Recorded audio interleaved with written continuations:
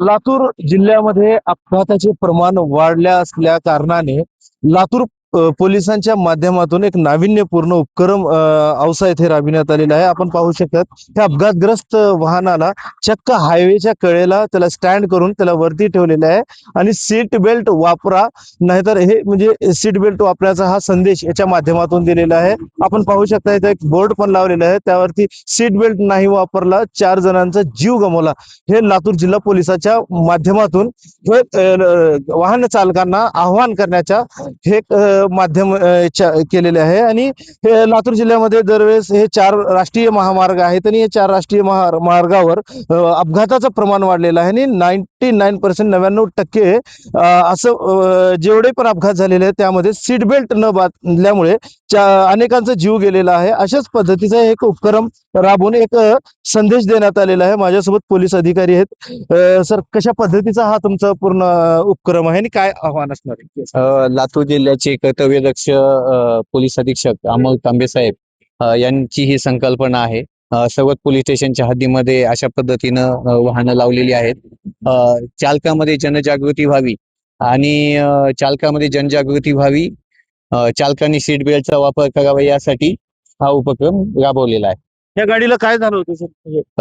एक पुढं लाकडी आयसर टेम्पो चाललेला होता आणि ही गाडी त्याला पाठीमागून येऊन धडकलेली होती. दुर्दैवाने याच्यातले जे 4 मयत आहेत व्यक्ती, तर त्यांनी सीट बेल्ट वापरलेला नव्हता.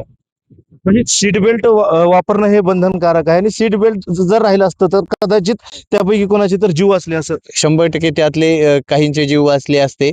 आणि आत्ताच एक 4 दिवसाखाली पण बोरफळच्या समोर अपघात झाला होता. इको गाडी होती आणि त्यामधल्या 4 लोकांनी सीट बेल्ट वापरले होते. 2 वेगळ्या गाडीनं पलटी मारून सुद्धा सर्व लोक व्यवस्थित सुरक्षित राहिले. हे जी संकल्पना आहे सर, हे कोणाची संकल्पना आहे आणि कशा पद्धतीने हे पूर्ण नियोजन केलेलं आहे? सर, ही संकल्पना आहे ते लातूर जिल्ह्याचे कर्तव्यदक्ष पोलीस अधीक्षक अमोल तांबे साहेबांची संकल्पना आहे. त्यांनीच हे नियोजन सर्व करायला लावलेलं आहे. किती जिल्हा म्हणजे आता तुमच्या हद्दीमध्ये किती ठिकाणी नाही, प्रत्येक पोलीस स्टेशनच्या हद्दीत सध्या एक आहे. साहेबांचं अजून हे आहे की कमीत कमी अजून एक वाहन लावावं प्रत्येक पोलीस स्टेशन. म्हणजे नॅशनल हायवेच्या कडेला. हो, त्याच्या माध्यमातून लोकांना संदेश भेटेल सर?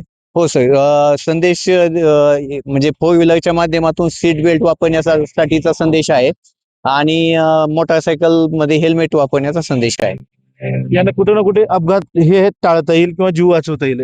सर, मोटारसायकलचा जर हेल्मेट वापरलेला असेल आणि एखादा व्यक्ती स्लिप झाला किंवा दुसऱ्या गाडीने वाहनानं धडक दिली तर त्याचं डोक्याला इजा झाली नाही तर 100% त्याचा जीव वाचू शकतो. नक्कीच हे लातूर जिल्हा पोलिसांचं जे उपक्रम आहे नाविन्यपूर्ण उपक्रम आहे.